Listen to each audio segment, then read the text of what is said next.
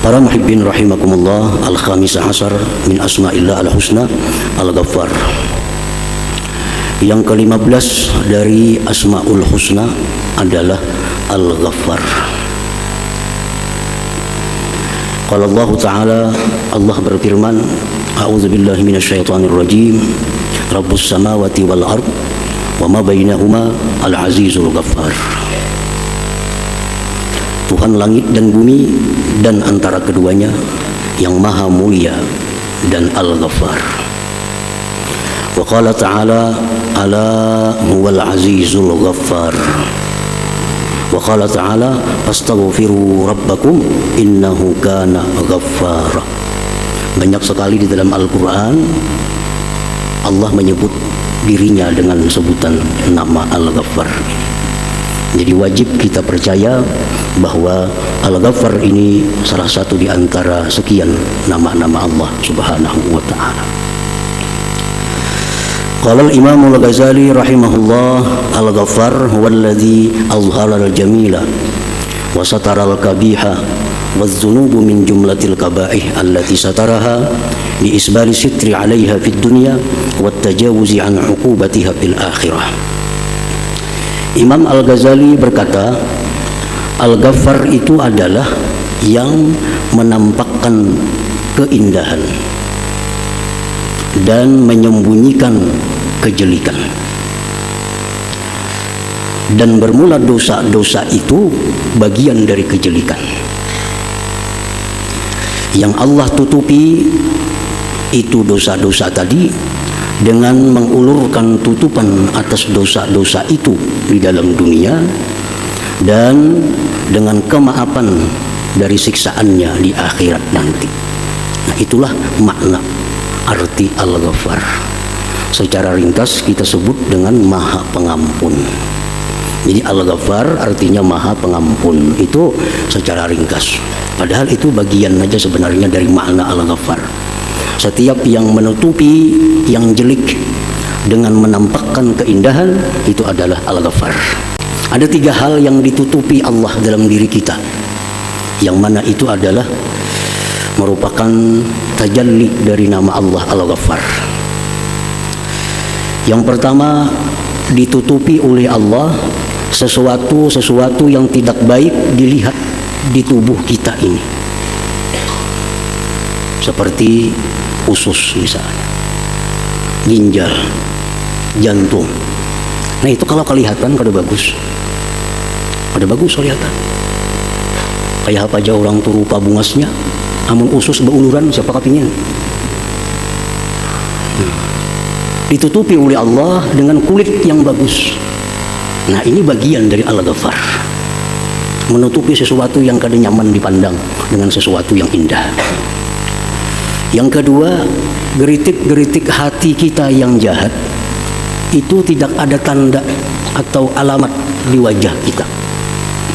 Kita misal hendak menipu orang, adalah bertanda di wajah kita bakal menipu orang.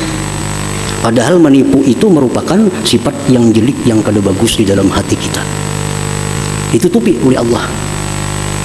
Yang ketiga, dosa-dosa yang ada di dalam diri kita ini pun ditutupi oleh Allah, sehingga kada ketahuan mana orang yang banyak dosa, mana yang kada banyak dosa. Kada terbuka. Ya kalau misal orang banyak dosa tuh bau awaknya kada ada, sama. Orang banyak dosa lawan yang kada sing dosaan sama. Nah ini bagian dari nama Allah Al-Ghaffar. Dosa-dosa itu bagian dari kejelikan.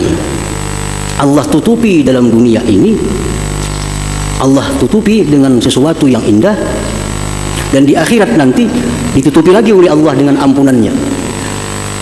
Ditutupi lagi dengan ampunannya. Nah oleh karena itu Al-Ghaffar ini seringkali disingkat maknanya dengan Maha Pengampun. Padahal itu hanya bagian dari makna Al-Ghaffar yang sebenarnya. Ada beberapa cara Allah Subhanahu wa ta'ala yang namanya Al-Ghaffar memberikan ampunan kepada kita. Pertama, Allah berikan kita ampunan secara cuma-cuma. Tanpa kita minta ampun kepada Allah, kita diampuni. Tanpa kita minta maaf kepada Allah, kita dimaafi. Itu pertama, Allah akan memberikan ampunan secara cuma-cuma itu terjadi pada malam nisfu Sya'ban contohnya. Nah, malam nisfu Sya'ban. Rasulullah sallallahu alaihi wasallam bersabda, "Yattali'u Allah tabarak wa ta'ala ila khalqihi lailatan nisfi min Sya'ban wa yaghfiru li jami'i khalqihi illa li musyrikin aw musyahin." Rawahu Ibnu Majah wa shahahul Albani. Allah menampakkan rahmatnya yang khusus pada malam nisfu Sya'ban itu. Allah ampuni sekalian makhluknya kecuali yang menyekutukannya, kecuali yang musyrik atau orang yang berbantah-bantahan. Oleh para ahli hadis, maksudnya berbantah-bantahan itu orang yang kada batagur sapa lebih 3 hari. Jadi kalau selain musyrik, selain orang yang berbantah-bantahan, asalkan dia beriman kepada Allah dan Rasul, pada malam nisfu Sya'ban itu dia dapat ampunan dari Allah Subhanahu wa taala walaupun dia tidak minta ampun. Walaupun inya guring semalaman malam itu. Kada tahu 4 orang bertias, kada tahu orang 4 sembahyang maghrib berjamaah, guring malam itu. Cuma inya kada musyrik dan inya kada ada bantah-bantahan lawan orang.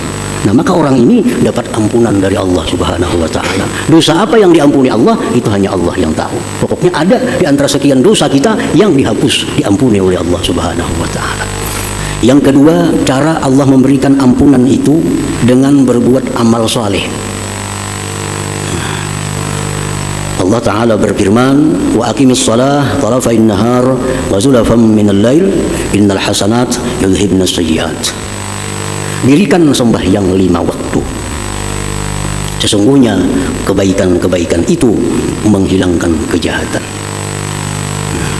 Dengan berbuat baik, secara otomatis ada dosa yang diampuni Allah. Walaupun kita kadang minta ampun kepada Allah dosa itu. Satu contoh, di zaman Rasulullah SAW ada seorang laki-laki pedagang kurma. Laki-laki ini batu kurma. Nah, waktu itu datang seorang perempuan hendak nukar kurma.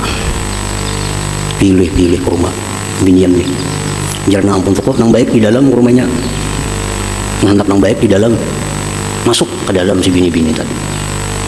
Nah, begitu masuk ke dalam si bini-bini tadi, dipeluknya oleh si laki-laki tadi, diciuminya bini-bini itu. Berbuat segala macam kecuali hanya satu selain daripada zina. Nah, keluar perempuan tadi. Laki-laki ini sadar, kalau Rasulullah tahu perbuatanku ini kayak apa aku, kalau turun kena wahyu kayak apa. Datang laki-laki ini kepada Rasulullah SAW. Ya Rasulullah, ulun telah melakukan hal-hal yang kada bagus ini. Dan ulun siap menerima hukuman apapun yang diberikan asal diridhai oleh Allah dan Rasulnya. Rasulullah pun marah pada waktu itu. Engkau telah berkhianat kepada seorang perempuan yang istrinya sedang berjuang fi sabilillah. Ini laki-laki si perempuan sedang jihad. Nah, Nabi kita marah. Hitam nih Nabi, lakinya berperang. Hitam kayak itu lah bininya. Makin sedih laki-laki tadi. Rasulullah pun tertunduk Rasulullah. Lalu turun ayat Al-Quran. Wa aqimis salah tarafain nahar wa zulafan minal lail innal hasanat yudhibna sayyiat. Artinya jar Nabi, hitam sembahyang tadi 5 waktu sembahyang. Nah, itulah menghapus dosa-dosa engkau tadi. Nah, dosa seperti itu bisa dihapus dengan sembahyang 5 waktu tanpa perlu tobat kepada Allah Subhanahu wa taala. Rasulullah SAW bersabda, "Man shama Ramadhana imanan wa ihtisaban ghufira lahu ma taqaddama min dhanbihi." Rawahul Bukhari. Barang siapa yang puasa di bulan Ramadan dalam keadaan beriman, mengharapkan ganjaran dari Allah, diampuni baginya dosa-dosa yang lalu. Jadi puasa itu pun menebus dosa-dosa kita. Cuma dosa apa yang ditebus itu hanya Allah yang mengetahui. Pokoknya dengan puasa Ramadan banyak dosa yang terhapus dengan sendirinya karena perbuatan baik itu. Nah, jadi itu yang kedua, cara Allah mengampuni dosa kita, Al-Ghaffar ini. Yang ketiga, cara Allah mengampuni dosa hambanya itu dengan tobat yang nasuha. Nah, jadi ini artinya dosa ini kada terampuni dengan malam nisfu Sya'ban, dosa ini kada terampuni dengan malam Qadar, dosa ini kada terampuni dengan perbuatan-perbuatan kebaikan, dosa ini hanya bisa diampuni oleh Allah dengan tobat kepada Allah. Nah, tentu ini dosa-dosa yang dianggap kabair, dosa-dosa yang besar. Apa dosa besar itu contohnya? Seperti berbuat kezaliman kepada sesama. Nah, ini dosa besar. Misalnya kita menggibah orang, menggunjing orang, itu termasuk dosa besar. Ini kada akan hapus dengan sembahyang 5 waktu, kada akan hapus dengan dibawa puasa, kada akan hapus dibawa bersedekah, kada akan hapus dibawa amaliyah Lailatul Qadar, nisfu Sya'ban. Ini hanya terhapus dengan taubat nasuha, dengan taubat yang benar-benar taubat kepada Allah Subhanahu wa taala. Nah, ini kabair, dosa besar. Kalau dosa-dosa besar itu mesti taubat kepada Allah Subhanahu wa taala. Al-mu'min bismillahil ghafar ayyastura min ghairihi ma yajibu ayyastura minhu. Orang yang beriman dengan nama Allah Al-Ghaffar. Nah, kita sudah percaya nama Allah Al-Ghaffar yang menampakkan keindahan, menutupi segala kejelekan, mengampuni dosa-dosa hambanya. Nah, kita percaya itu. Nah, bila kita percaya itu akan membuat suatu akhlak dalam diri kita. Apa akhlaknya? Bahwa dia menutupi dari orang lain sesuatu yang wajib bahwa dia menutupi daripadanya. Nah, aib orang lain. Allah aja menutupi aib kita. Kenapa kita membuka aib orang lain? Allah adalah menggunjing orang. Kenapa kita menggunjing orang? Nah, kalau kita masih mau menggunjing orang, membuka aib orang, jelas kita belum beriman sepenuhnya dengan nama Allah Al-Ghaffar ini. Hanya tahu aja Al-Ghaffar nama Allah artinya Maha Pengampun, tapi belum beriman sepenuhnya. Buktinya apa? Buktinya belum membuahkan hasil. Nah, kita sembahyang itu hasil daripada iman kita. Kita puasa itu hasil dari iman kita. Kita berzakat itu hasil dari iman kita. Nah, kita menutupi aib-aib orang itu pun buah dari iman kita. Faqad qala Rasulullah sallallahu alaihi wasallam, "Man satara aurata akhihil muslim, satarallahu auratahu yaumal qiyamah, wa man kashafa aurata akhihil muslim, kashafallahu aurata hatta yabdahahu biha fi baitih." Akhrajahu Ibnu Majah. Barang siapa yang menutupi aib saudaranya yang muslim. Apa aib itu contohnya? Perbuatan maksiat yang dilakukan oleh kawan kita secara sembunyi, itu aib. Itu aib. Nah, misalnya apa? Kawan kita kada puasa, tapi sembunyi-sembunyi nembak kumur minum, kan ketahuan tuh. Kita aja yang tahu. Nah, jangan dikisahkan lawan orang. Ini tuh kada puasa kada, sambil nembak kumur minum. Nah, ini membuka aib. Nah, itu yang dimaksud membuka aib. Jadi maksiat-maksiat yang tersembunyi dari diri seseorang itu dikatakan aib. Jangan dikisahkan. Jangan dikisahkan. Ada saatnya kita boleh membuka aib itu pada waktu-waktu tertentu. Misalnya apa? Memberikan satu pendapat kepada orang yang minta pendapat kepada kita. Nah, itu boleh kita membuka aib. Kita tahu orang itu penipu. Padahal orang lain kada tahu. Kita aja yang tahu ini itu penipu sebetulnya. Nah, ada kawan kita minta pendapat. Ulun hendak berdagang bersamaan lawan inyan itu kayak apa pendapat pian. Kita tahu ini itu penipu. Nah, di situ kita boleh membuka aib, tapi hanya untuk satu orang ini. Jangan berkongsi lawan inya. Inya itu sepengetahuanku penipu. Boleh. Karena ada alasan di mana kita membuka aib itu. Tapi kalau orang ini sudah maksiatnya terbuka, nah maksiatnya terang-terangan, itu kada aib lagi. Dikisahkan kemana-mana pun kita kada berdosa, kada menggunjing lagi. Orangnya sudah kada malu berbuat maksiat di tengah-tengah orang banyak, mabuk di tengah orang banyak, kada puasa berupa di mana-mana misalnya. Itu sudah hilang malu. Nah, orang yang hilang malu ini bukan satu aib bagi dirinya, itu kita kisahkan ke lain, bukan membuka aib orang, karena inya sendiri sudah membuka aibnya itu. Itu kada jadi masalah. Yang jadi masalah ini orang yang berbuat maksiat dan dia sembunyikan maksiatnya, tapi kita tahu, nah jangan dibuka aibnya itu. Para muhibbin rahimakumullah, kita tahu umpamanya bini-bini ini berselingkuh lawan laki-laki lain, padahal ada lakinya. Jangan diberitahu. Kalau hanya kita yang tahu, kita yang tahu ini tuh berselingkuh lawan laki-laki lain, kada boleh kita mengisahkan ini kemana juga pun, kada boleh. Itu aib bagi dirinya. Kecuali nya marah lakinya ke situ kamari, nah itu sudah kada aib lagi ngarannya. Kalau nya masih sembunyi-sembunyi, berarti itu satu aib. Nah, jangan dikisahkan kemanapun, itu aib. Nah, jadi itu pengertian aib. Bukan aib itu misalnya orang bebini dikisahkan tuh ada aib bebini itu. Tadi dia si pulang tuh kawin tadi jarang. Itu kawin pulang ini. Itu ada aib. Buka aja kada apa-apa itu. Kawin itu sunnah Nabi, kada aib. Bukan keaiban yang mesti dijaga. Ya kada salah itu. misalkan pada begini pulang ya si anu begini pulang itu lain aib pada papa misalkan itu tuh sunnah Nabi baik lagi dikisahkan kesana kemarin itu. Jadi tadi siapa yang menutupi keaiban saudaranya yang muslim, Allah tutupi aibnya pada hari kiamat. Hari kiamat disimpan Tuhan aib kita. Bahkan menurut pensarah hadis ini, orang yang dalam dunia itu menjaga, memelihara, menutupi aib saudaranya, di akhirat nantinya dia akan dihisap oleh Allah di suatu tempat yang tidak dilihat dan didengar oleh orang lain. Di sidang, tapi di tempat yang diketahui oleh orang lain. Orang lain kadang mendengar, kadang melihat. Jadi apapun aib yang dibongkar oleh Allah, orang lain kadang tahu. Karena dia dalam dunia suka memelihara, menutupi aib sesamanya itu. Waman kasyafa aurata akhihil muslim kasyafallahu auratah. Siapa yang suka membuka aib sesama muslim, nah Allah buka nanti aibnya. Aib seorang pun tak buka sorangannya kayaknya. Sehingga Allah permalukan dia dengan aibnya itu di rumahnya sendiri. Walaupun di rumah dia berkurung kadang tahunya orang, padanya tuh kada puasa kadang tahunya. Bininya kada tahu, padanya kada puasa.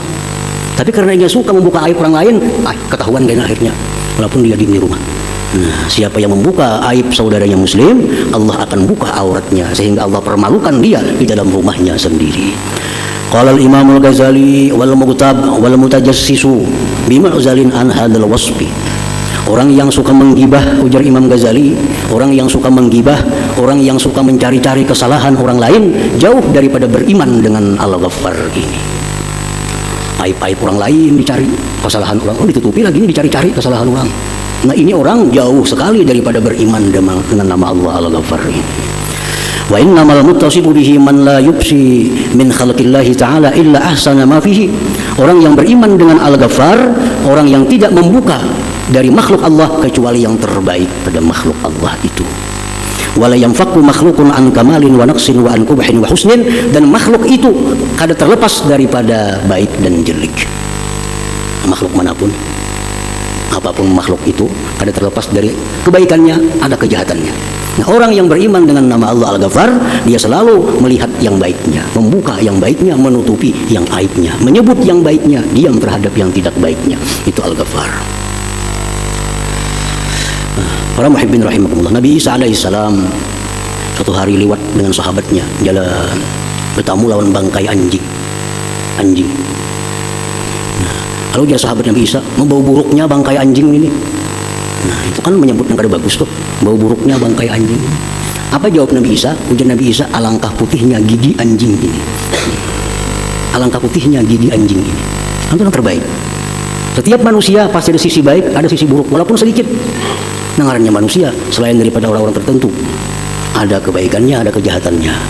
Nah, faman taghafala 'anil maqabih wa dzakara al-mahasin fa huwa dzu nasibin min hadzal wasfi. Orang yang tidak melihat, melalaikan, melingahkan kejelekannya dan hanya menyebut kebaikan-kebaikannya, itulah orang yang beriman dengan nama Allah Al-Ghaffar ini. Nah, para muhibbin rahimakumullah, jadi Al-Ghaffar, nama Allah yang ke-15 ini, keimanan kita kepadanya menuntut kita untuk menutupi aib sesama dan hanya menyebutkan yang terbaik dari seseorang. Nah, kemudian yang ke-16 insyaallah Al-Qahhar.